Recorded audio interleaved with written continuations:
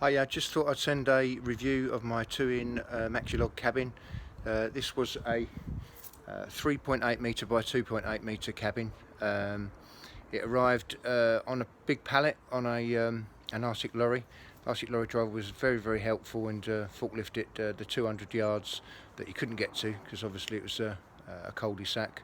But he put it just outside my house, which I then painted all the actual planks, which took a little bit of time, so I'd tell you to pre-colour it if you can.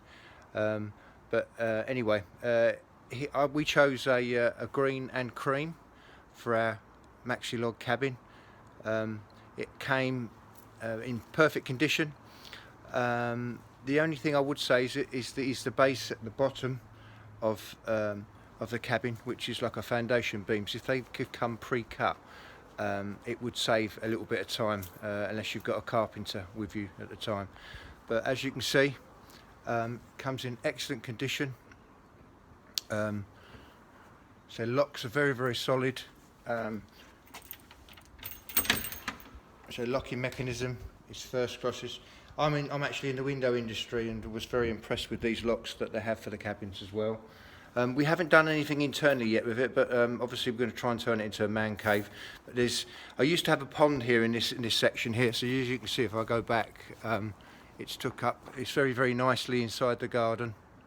Just sits in the corner. Okay. We actually chose the shingles as well for the roof, which there you go. Look, all put up there. And again, very easy to install. I'm not really a DIY person, but yes, extremely easy to actually install. So here is the inside of it. Again, we're all pre-painted.